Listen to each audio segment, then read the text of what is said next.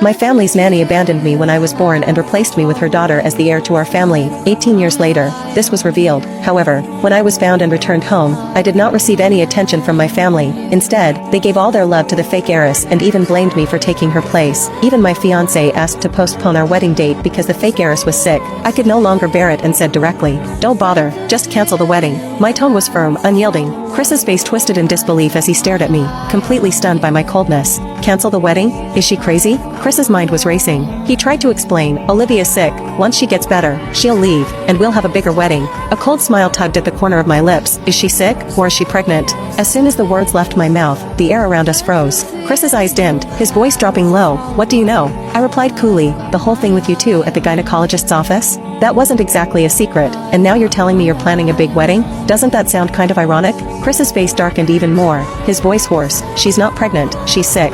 My gaze turned icy. "Sick?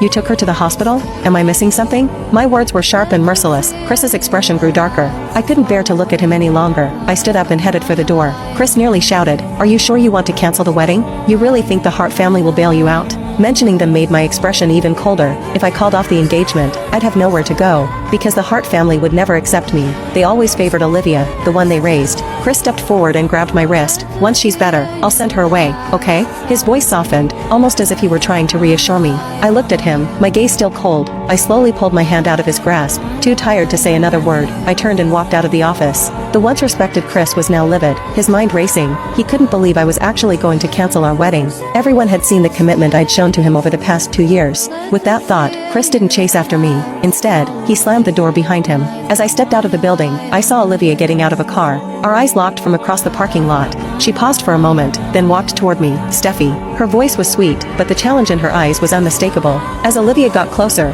her voice dropped low. "You're his fiancé, yet he wants me to come to his workplace. Tell me, what does that mean?" I didn't change my expression. I sneered, "I'm his fiancé. As long as I want to, I can come here, or even to the Ashford family's place, whenever I like. Where else can you go?" "Oh, right, meeting in the dark like rats doesn't count." A flash of surprise and anger crossed Olivia's face. She quickly wiped the smug look away, glaring at me coldly, her voice sharp. "Don't get too comfortable. As long as I'm here, you'll never marry him." I gave a slight smile, unfazed. The world doesn't revolve around him. I don't need to marry him. Olivia's face froze. "What do you mean?" She was completely thrown off, unable to process what was happening. She'd always thought I was hopelessly in love with Chris. I raised an eyebrow. "That's exactly what I mean. If I lost Chris, I could move on, find someone else. But you? He's the only man who'll ever marry you. And yet you don't even get a big wedding. Honestly, I almost feel sorry for you." Olivia's face turned pale with rage. I didn't want to waste any more time. I turned to leave, but just as I was about to walk away, Olivia suddenly grabbed my wrist. "Steffi, I'm just here to see the doctor." She put on